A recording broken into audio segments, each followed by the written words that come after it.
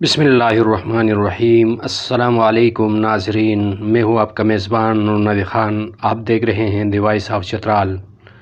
آج ہم بات کریں گے گوادر اور کراچی کے غریب مچھروں کے حوالے سے۔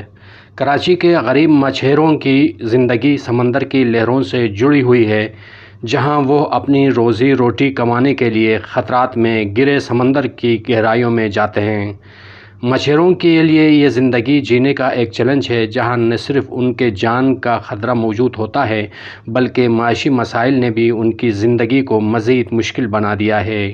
بدقسمتی سے ان مچھروں کو حکومتی سطح پر کوئی خاص سہولیات فراہم نہیں کی جاتی جو ان کے کام کو آسان بنائے اور انہیں عزت سے اپنے بچوں کا پیٹ پالنے میں مدد کرے۔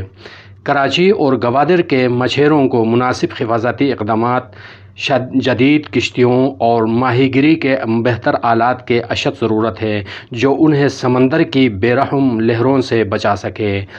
اس کے باوجود انہیں اکثر خستہ حال کشتیوں اور پرانے آلات کے ساتھ کام کرنا پڑتا ہے۔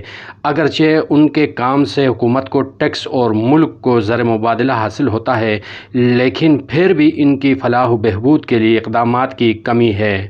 حکومتی عدم توجہی کی وجہ سے مچھروں کو طبی سہولیات تک بھی رسائی حاصل نہیں ہوتی۔ اکثر وہ سمندری حادثات کا شکار ہو جاتے ہیں جن میں کسی قسم کی طبی امداد یا انشورنس کی سہولت میسر نہیں ہوتی۔ ان کے خاندان کو مالی مشکلات کا سامنا کرنا پڑتا ہے اور ان کے بچوں کی تعلیم اور صحت پر بھی منفی اثر پڑتا ہے۔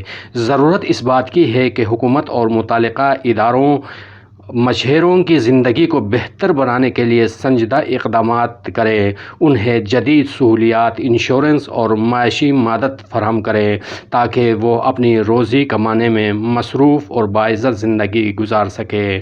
اگلے ایپیسوڈ تک اجازت دیجیے۔ اللہ نگہبان۔